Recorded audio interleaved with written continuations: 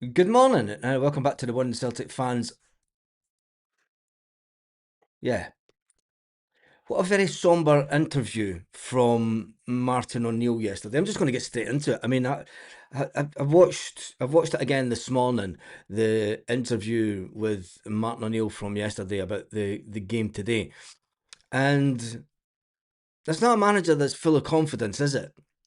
It's not a manager that's I think that he has a realisation, and this is maybe a wake-up call to Celtic fans. Although we think that we can go and win every single game and become champions and win the Scottish Cup, Martin O'Neill was very sombre yesterday. And the realisation that when he had a word with Kelechi Iheanacho, and he said to Kelechi Iheanacho, look, at 29, mate, you should be at the top of your game. And very concerning to Martin is the fact that Kelechi Iheanacho says, I am at the top of my game. Wow. If this is Kelechi Iheanacho at the top of his game, if this is the best football he's produced in his career, I definitely don't want him at Celtic next season. Because let's face it, he's mediocre, isn't he? We've had far better strikers at Celtic over the years. No disrespect to Kelechi Iheanacho. Don't know. He's obviously a standard of football player that thinks he's better. He's a Lewis Palmer. Come on, he thinks he's better than what he is, isn't he? And the other things that we stick out from yesterday's press conference, obviously the sad news, and I did repost it on the Facebook page last night, that Julian Araujo is out for the season. Martin O'Neill did confirm that yesterday. It's the wrong Facebook page. Let me just go to this. We'll get Julian's little statement up. It's a shame because we really needed him back, didn't we? We really, really needed Julian Araujo back. Let me just see if we can do this. Nope, that's not what I wanted to do. So I just need to sort that later. Julian Araujo says, I don't have all the answers right now, but I trust that everything happens for a reason and that God is guiding every step of this journey. I am truly grateful to Celtic Football Club for welcoming me from day one and making Glasgow feel like home. Wearing this badge and experiencing the passion, history, and energy of this club is something I will carry with me forever. To my teammates and coaches, thank you for everything we shared this season. I'll be behind you all the way, and no doubt in what this group can achieve. This isn't the way I imagined the season ending, but it's part of the story. I'll take this moment, grow through it, and come back stronger than ever. Does that mean that Celtic will make a bid for Julian Araujo in the summer? Or will that be it? We'll never see Julian Araujo again in a Celtic shirt. I'm kind of devastated at that, actually, because he's a player that really, really got us. And it's crazy, isn't it? That we were pinning our hopes on Julian Araujo. Alistair Johnston won't take part in anything this weekend. Alistair Johnston needs to get a full week in training. Something that Martin O'Neill wanted him to do rather than bugger off to bloody Canada, swan about, play keepy uppies in a studio, do a training session with the national team and get injured again. We do need him back at some point because Colby Don. I feel like fucking Jesus, honestly. Dun, dun, dun, dun, dun, dun, dun, dun, dun. Feels like the death march this morning. Do you know, Martin O'Neill just set the tone for me. And I'm like, Jesus, Martin. And then what made it even worse, Martin O'Neill said, he was asked about the goal situation. Fucking don't even talk to me about this. I was telling you back in December. Martin O'Neill said, well, we've no chance of overtaking the other teams in front of us with the remaining. What? Martin O'Neill just left to realise he dropped the mic and put a realisation bomb in. Never mind some Semtex or Sam missiles. Martin O'Neill dropped the biggest truth bomb of the season. He does not expect Celtic to go out. There's the hand of God. Oh, that's a nice, fresh, hot coffee this morning because I'm running late. Maybe this is what I need. Let's take a minute. Let's do a Julian Araujo. And thank the coffee gods that we are left with Tony Ralston till the end of the season. Martin O'Neill then said, he said, I think that Rangers are 10 goals in front of us. Hearts are 8 or something. I honestly don't see us competing with goals. What? Martin O'Neill says he just wants us to win games. And Chilwell says it won't come down to goal difference. It will be points. Yes, it will be. It's not going to come down to goal difference now. It will be points. It's who has the mental toughness. He was asked about the fact that there are Celtic players that have been over the course, that have the experience. Will that stand them in good stead? Martin O'Neill said, the survey said, that's what it feels like this morning, isn't it? Martin O'Neill said that, there are players that have won titles and things, and they have that experience. Will that be enough to get it over the line? Martin O'Neill wasn't convinced, was he? Not convinced whatsoever. It seems to me that Stephen Johnson says good morning to the hand of God.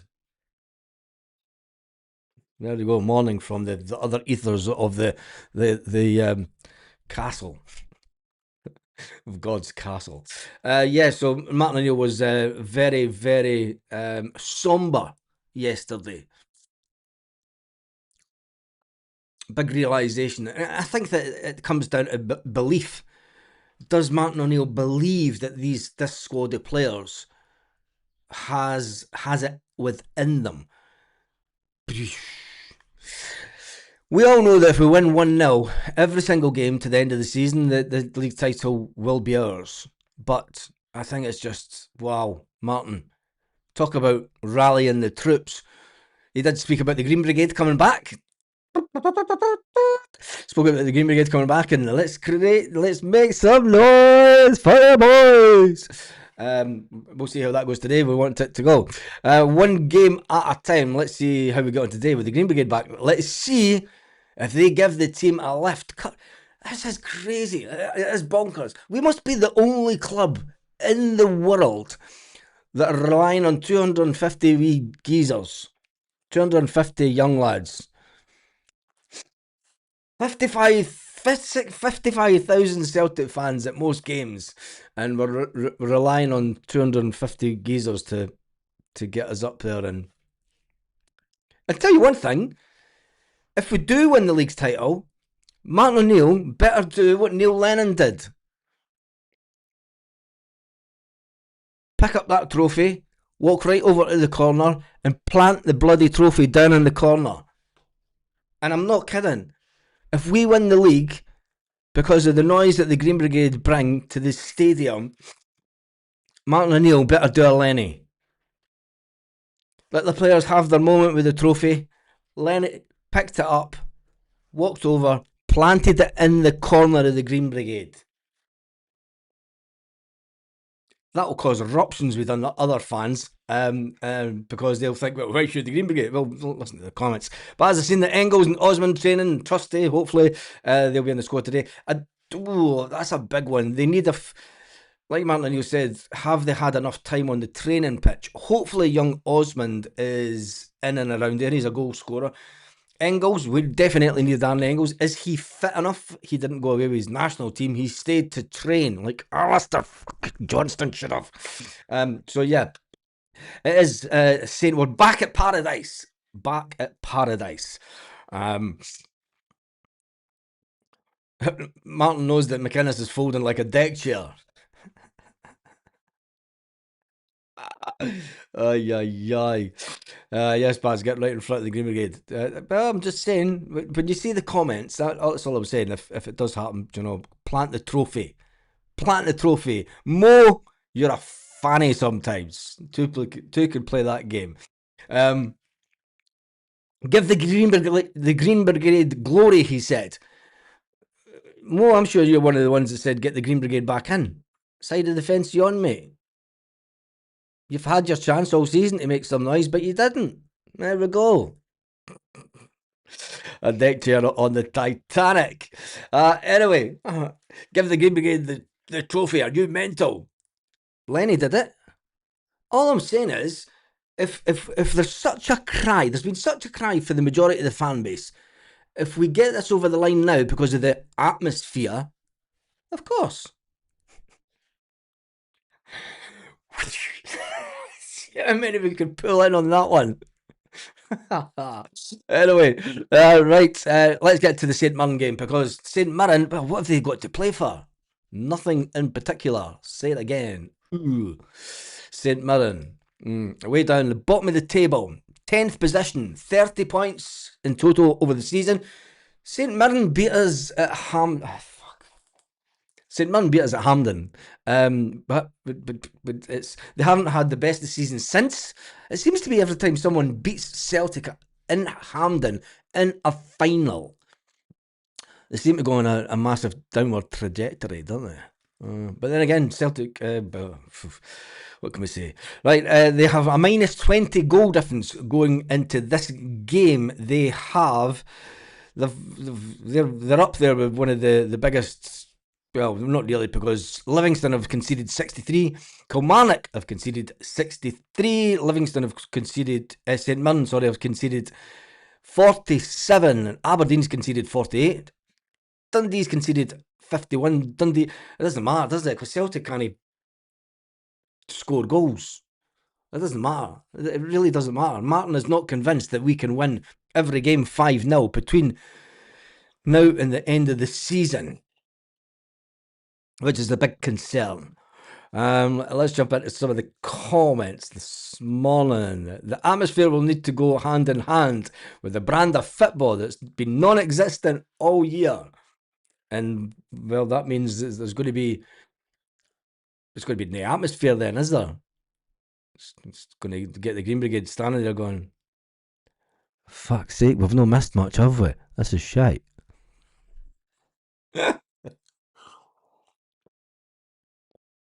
Started right back with Sriracha and with KT at right back and Sriracha at left back. I don't think Kieran Tierney does too well at the right back position. Don't rush these guys back. Should have enough in our locker today. Well, we didn't at Hampden earlier on in the season against the same team. Who's managing them now? St Mirren, no idea, to be honest, don't care. Did not see Celtic had Ross County 60 years. Oh, Jesus God, please. That wasn't a cup game, was it? I thought it said that they will offer will they offer Martin the job in the showers as well? Let's hope not. Let's hope not. Let's hope that we have a forward-thinking younger manager that will take us on for the next 4 years. Because let's face it, if we give Martin O'Neill the job for next year, Martin O'Neill's only going to look short term. No disrespect to Martin, but come on. If this is the standard of players that he's been allowed to bring in as the ones that were brought in the last window, and he doesn't like them and he's not playing them, I don't really want Martin O'Neill as manager next season. Do you know? But anyway, smoking joints at 9 a.m. Lazy, innit? Fuck it. Says Kieran. Saying Mirren have the players playing for the cup place next week. Yes, they do. And that's why I think that St Mirren will go to Celtic Park and they'll be thinking, we'll have that small amount of fans at Celtic Park.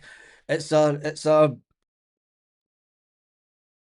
St Mirren might be looking at it and go, do you know what?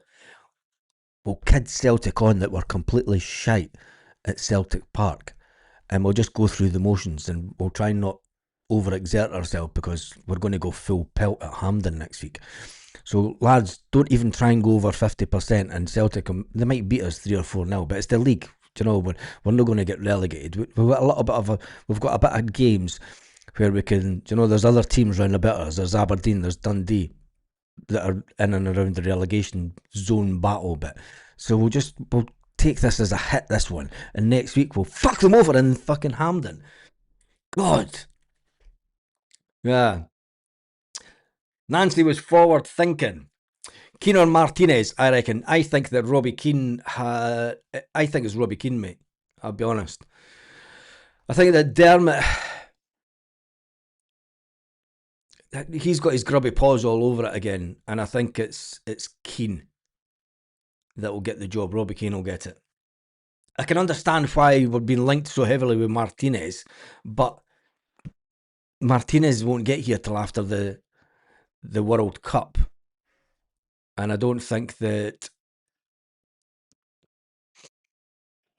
if it was going to be Martinez and Maloney, you would think that rather than Fozzie and Martin O'Neill going down to England to see the Spurs player in action, you'd think it would be Maloney, because Maloney would be the number 2. Maybe Celtic have went, no, that would be too friggin' obvious to the fans, wouldn't it? If Maloney went down, send Fozzie down. Fozzie's not going to be here next season, so Fozzie, you go with Martin and get a wee jolly down south. Maybe that's the way Celtic think it. You don't know. It's going to be one of those two. I can't see it being anyone else. But for me, I think that the big money now would go on Keane, Robbie Keane, because you can get him in pretty much the week after the Scottish Cup final.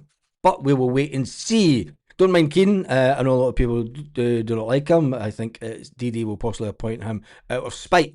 Yeah, and he's another guy that won't argue with Dermot and won't, And Robbie Keane's done okay in a European context as well. So you've got to weigh up all the pros and cons. And it's can Dermot Desmond convince Robbie Keane to come to Celtic? I would say yes, because he would just tell him, look, what wages do you want? Right, there you go, you're getting it. But we've got a big game today to think about, and we have team missing players all over the place. Playing against St Mirren, who are down in 10th position, fighting for survival. You should sing the Eye of the Tiger.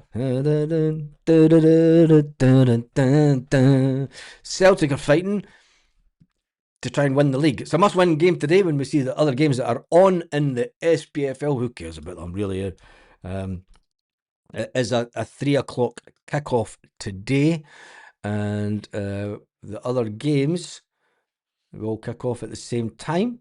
Aberdeen versus Hibernian. Oh, tidy game, that one. That's a kind of game where they could cancel each other out. Celtic versus St Mirren, the final game of the season, this one, before the split. Dundee United versus Livingston. Hearts versus Motherwell. Probably, maybe the most intriguing game of the day is the Hearts-Motherwell game.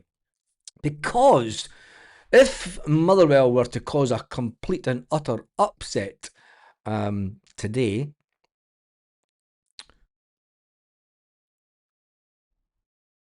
why are the Zombies not playing till tomorrow? I mean, it's the last game before the split. Why is everyone not just playing the same? As they say. Anyway, Kilmarnock versus Dundee and Falkirk versus the Zombies tomorrow afternoon, lunchtime. I think the big game for us to be watching out today is the Hearts-Motherwell game. Celtic fans will be watching the game in one hand and trying to get a phone signal and looking at their phone and maybe the old days when you used to take in a wee radio, you tranny. Oh yeah, it's a fucking scored! You know, on TV, Baz. It's on TV. Yeah, I know it's on TV tomorrow. But shouldn't all the games, the final games, it totally, don't know what, the Scottish Football League's just a joke, isn't it? And really, I mean, if there was anything to play for going into the split, say Falkirk were in a position where, it was a must-win game for them to get into the top 6, and then they've got to play it the day after everyone else. I mean, luckily they're in a position where the top 6 is all set, and the bottom 6 is all set, because there's that much a gap between Falkirk and Dundee United. But anyway, I think for me, it'll be a case of watching the Celtic game today. Yes, we are doing a watch along today. I'm not doing one next week because my brother and my dad and my mates will be here, and I will be at the pub getting completely over-expensive Guinness up.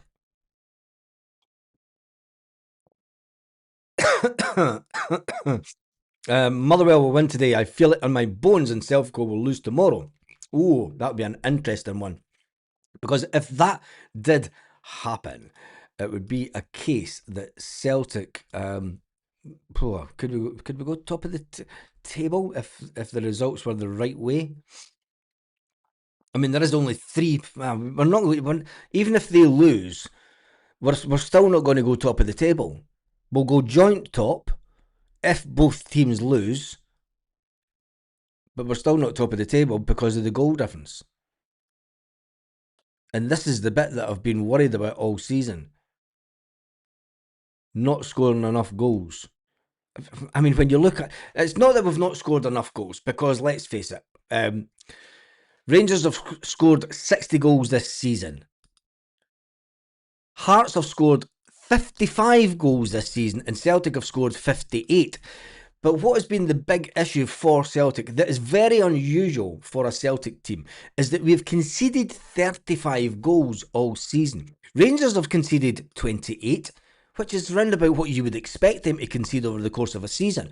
Hearts have conceded 27, which must be around about where they would see themselves at this stage of the season. The real reason that those two are way above us is, we all know, we've lost 8 games. You turn any of those 8 games, and that's a fucking ifs and buts, and there's no point to that, is there? Do your live in the pub and stop being selfish. I would if it was a really busy pub, Sean. Do you know, I would think I would get a power pack to the phone and do that. But the pub that I'm going to is just full of old geezers. Don't know, it's not really rocking. If both teams lose and we win, depends on how many they lose by, and we win, we could go top. Say it's not going to happen, mate, because there's 10 goals in front. We've got a goal difference of 23. There's no way they're going to lose 3-0 or something like that. And Martin O'Neill says can be Keane and Neville in the Coventry box next weekend. There's more chance of my dad's sitting there going, fucking shite. Absolutely fucking shite. It's probably the beer garden that I'm going to go to. It's not one of the most well-known Celtic pubs, but it's a Celtic pub in the town. It's called the Beer Garden. Could go up to Murphy's, but Murphy's will be showing, no doubt they'll be showing some kind of rugby or something on some of the other tellies, and the Celtic fans get like one wee telly. It's ridiculous. But anyway, Nancy fucked it up for us. Yes, he did that. I mean, it would be absolutely unbelievable if Celtic were to overcome the goal difference. But Martin O'Neill wasn't convinced yesterday. Martin O'Neill was sitting there going, nah. But you never know. You never know. We need to go on a goal run and blitz our opposition in every game, no other way. That would be fantastic if we did. It would be fantastic. But we're going to, no doubt, points. Load them up on Australia. There's more chance of being Cruz Campo down here than Australia. Cruz Campo is the Brute or Alhambra. Cruz Campo is most pubs have got Cruz Campo because that's the local brewery. Australia's further down a bit, brewery wise. Hearts goal difference 28, Celtic goal difference to 23. Yeah, I know. I'm looking at the league table and it's shite. as they say, shite. Anyway, Celtic news-wise, there's a few stories going around about the scouting mission that Martin O'Neill and Fozzie went on last week now. I mean, should Martin O'Neill... I mean, I thought we'd got past this. I mean, this is going in a whole different direction, this now. There are obviously, at the club, there are club buys and there are manager buys. Wouldn't a new manager coming into the club want complete control of the recruitment department?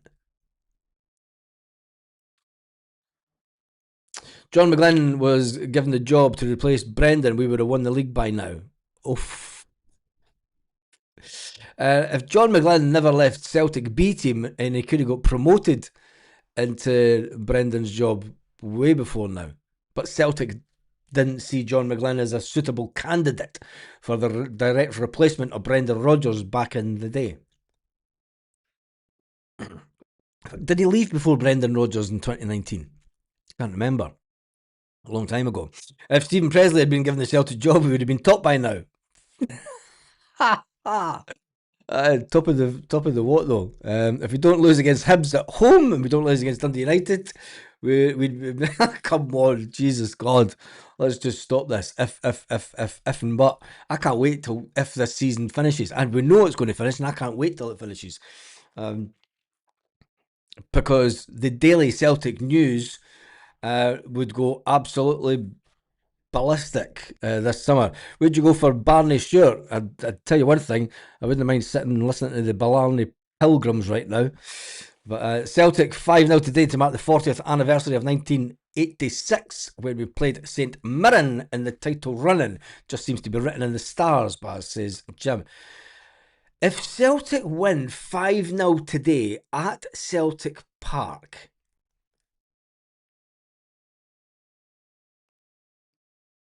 that's a cut. And if Hearts drop any points at all,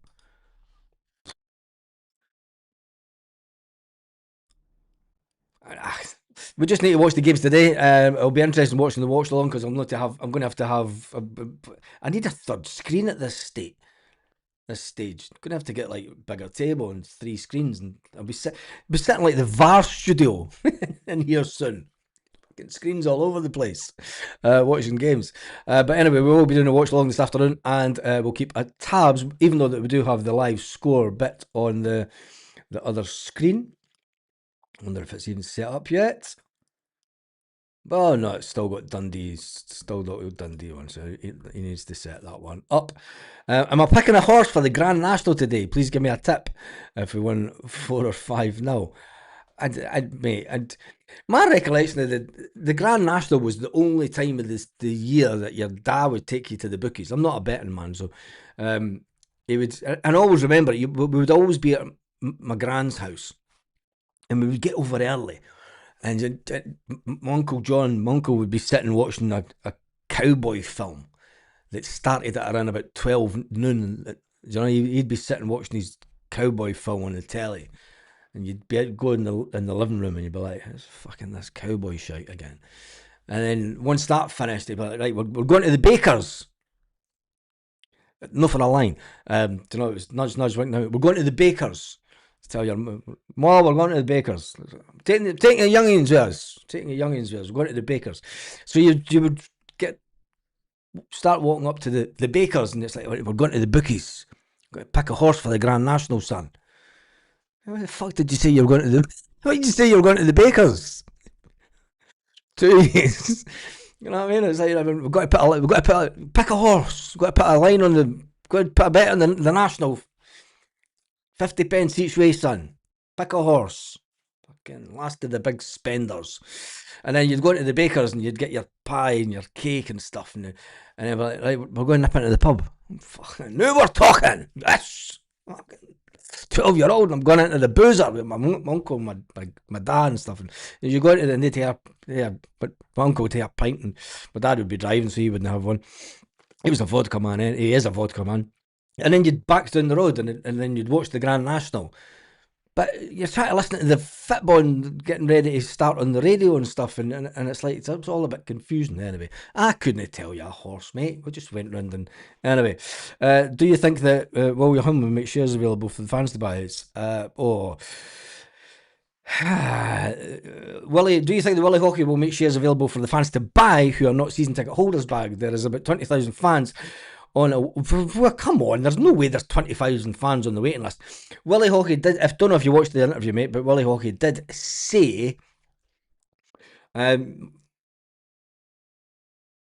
did say that initially he wants season ticket holders to sign up, and he will buy £10 million worth of shares for every. £2 million worth of shares for every 10,000 Celtic fans that sign up, and that will be able to start on the 17th of April. And is Willie Walker wanting a one-off £10 or £10 a month? I don't think he's wanting any money. As far as I'm concerned, he said that he's not asking fans to put any money in. It's the Celtic Fans Collective that are asking for money, is it not? Willie Hockey says he's not wanting the fans to put in anything. He's putting in his own money. And he's going to set up Paul McStay. So, best answer was... I remember that one well. I remember that one well. Aye. But yeah, it'll be interesting to see what comes about with it. But he did also say that... he wants fans that are not season ticket holders, they will be given the opportunity to sign up at some point after season ticket holders have got the opportunity to sign up. So we'll wait and see where this one goes. It should make for an interesting summer. Don't know. I want Hearts to win as an insurance policy. No cash, just sign up. Yeah, that's what I thought it was. No cash, just sign up. Marble Sands. Each way, 80 to 1 for a bookies. For Jesus. The Dark Horse is meant to be a contender for the Grand National today with Lecky Watson. Buzz. Like I say, I have no idea when it comes to betting. Do you know who'll have a good bet? Where's Melly Boy? Melly Boy gets he's your man for he's the one that's the bookies fear. He's not wanting money, he only wants signatures. Yes, that's the way that I saw it. He doesn't want any money from fans. He will just pump in the cash. And he will have nothing to do with it. Once it's all set up and running, and once it has trustees in place, he has nothing to do with it. I think that it can only be a good thing. Because I don't want it to be a battle between the Celtic Fans Collective and the Celtic Fans Alliance. Because the Celtic Fans Collective are wanting you to pump in cash, they want you to set up a direct debit, they want you to buy shares, they want to buy the shares and have a control of it. When you've got somebody that's got the capital already available to go out into the market and buy up Celtic shares on an ongoing basis, there's bound to be millions of pounds worth of this. I mean, we think that, as fans, we think that there isn't a trade in Celtic shares on a daily basis. There is. There's a trade in Celtic shares on a daily basis in the stock exchange. That's why Willie Hockey would be like, well, we don't have to approach any current Celtic shareholders to buy up the shares. You know, there's enough volume. He must think that there's enough volume within the market to be able to buy up a significant amount, 10 million, to have a significant say within the board situation. You know, having a voice, as he says. My season ticket will be nearly £800, said Chilpill. Plus the Celtic Trust and the Celtic Supporters Limited. Yeah, you know, we've got all these. That's a very Celtic thing to have, isn't it? I mean, I've said this before, having obviously been a bus convener in my previous life, feels like now. When you have meetings with everything to do with Celtic, you've always got opposing views and opposing ideas. I think that the only one true time that we were completely 100% united as a force was back in the 1990s with the Celts for Change. ever since then, the Celtic fans have went back into the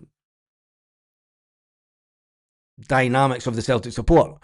And it's a good thing. It's great that it's a club open to all, and we've got all these different groups, for hundreds of groups spread out all over the country. But anyway, are these groups not better working together? Yeah, I would think so. But then they're going to have the Celtic fans collective will say, well, we've spent all this money, and we need to recoup the costs for the website, for setting everything up. So where does it leave the Celtic fans collective is the big question. Does it leave them high and dry? What is then the purpose of the Celtic fans collective if you've got this? Willie Hockey's given you a plan. And I've always said this. I've always said that until you have a plan, the Celtic fans collective were kind of, they were firefighting. They weren't giving fans an option. There's like the board's option A, here's option B. What Willie Hockey's done is he's come out and says, well, here's option B. And this is what we'll do. We've got 55,000 season ticket holders. If we get for every 10,000 that sign up to this, I will buy £2 million worth of shares, and I'll put them in a trust that there'll be a committee. I will have nothing to do with it, and it'll, if 40,000 sign up, 50,000 sign up, we get 10 million worth of shares. That will be enough to give the fans a voice on the board. It's achievable, it's a target, and I think it's kind of got a time on it. 3 things that the Celtic fans collective haven't given us. They haven't given us a time scale. They haven't really given us a target. They've said that they come out, and then you've got the Celtic Fans Limited, which is a limited company set up to be the vehicle for fans to buy shares. It is a very Celtic thing to do, but you would want them all to get together. Anyway, the collective are just bouncing ideas about with no real direction. Willie is the only one to have a plan and an end game. John says, how and where can you sign up, Baz? Please, it will be on all details will be released on the 17th of April. So you can guarantee on the 17th of April, we will be going live that day as soon as it is announced. We will go live that day, and we'll dive into everything that it says, because scrutiny is the one thing that Celtic fans are good at, and we will scrutinise the whole proposal on the 17th. Because, some people could be all chat and all talk. But will Willie Hockey be putting his money where his mouth is? I hope so. Do I have a One Celtic Fans View catalogue? No, I don't. Maybe if you like to talk about this. No, I don't. Best bet of the day, tick to win, says Rab. Hockey is paying for the sign-ups whilst injecting money into the club. He isn't daft. Yeah, but he's having no part. He's having no say, no control over the shares. Listen to what he said. I mean, there's a lot of people that seem to think that he's lying. He said on live YouTube, on Go Radio, well, there's nothing radio about it, it's on YouTube. He said that he's just putting the money in. He's having nothing to do with it. I will take the man by his word until it's proven otherwise. You've got to take the man by his word. He wants nothing to do with it. He doesn't want to be on the board himself. He's been there and done that. He's not giving a shit. He will put together a trust of people that will control, and they'll have to be voted. So everyone that signs up, there will come a point every year that the trustees will have to be voted back into position, a bit like a limited company. So I think it could be I think it is it's the only option out there that has a beginning and an end target, so, and it's achievable in a time scale. If you get everyone to sign up this summer, you've got £10 million worth of shares getting bought in the next 6 months. That's way quicker than the Celtic Supporters Limited could ever achieve, because they're expecting the public to pump in money. They're expecting me and you to buy shares. They're going to show you the Celtic Fans Collective showing you how to buy shares. Don't know. Willie Hockey said no. Fucking the working man in the street.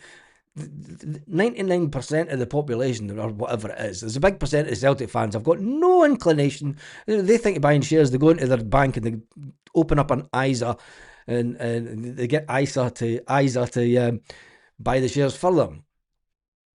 Anyway, that's all. It's hi from the pub, Chris. It's only 25 degrees today in Aussie land.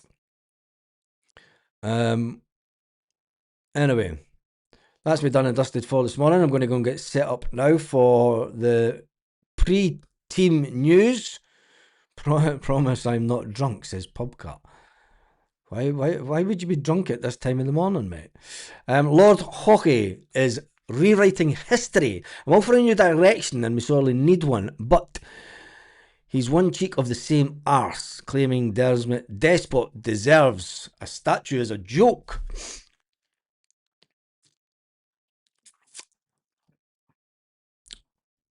Pubcat, I will say, Dermot Desmond has been at the helm of Celtic for the past 20 years. Does he not deserve a little bit of credit for the success that Celtic have had? I know that you don't want to admit it, but doesn't Dermot Desmond deserve a little bit of credit for what Celtic have achieved over the last 25 years? He handpicked Martin O'Neill against the board's wishes. He handpicked Martin O'Neill for the job the first time round. He handpicked Brendan Rodgers for the job. Do you know, when you leave it to the board, they go into the showers and offer Neil Lennon the job.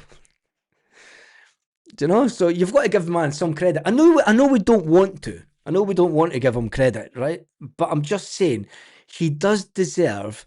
He doesn't deserve to be treated the same way as the Whites and Kellys. That's all that I'm saying. Do you know, we're in a financially far stable position than we ever would have been if we had retained that bunch of charlatans at the club. And you've got to remember that Michael Kelly boasted on Facebook around about 8 years ago to me that he got 180 grand off of Dermot Desmond. And Michael Kelly wasn't even the biggest shareholder at the club. He was like, I wasn't giving my shares away for nothing. He got 180 grand out of Dermot then. Fergus, sorry. Fergus, I apologise. It's Fergus, not Dermot. I think who bought the cash? Who cares? Anyway, day on the lash. Looking forward to it. Hope the real Celtic turn up. I will be back an hour and a half before the game starts with the team selection that Martin O'Neill thinks today that hopefully will score us some goals and put us, maybe, you never even know, even briefly joint top of the league. Hopefully Celtic get the first goal in the first 15 minutes and we look at the league table and we're above Rangers and we're joint top with Hearts, and then Hearts lose a goal and the goal difference starts to level up. Celtic then score again and we get that little bit closer in goal difference, and now you're at the edge of your seat going, come on, let's do this. Anyway, Helen gets the last comment of the day. If we get a good result today, I will treat myself to a pokey hat. I ain't leaving that as the last comment. What?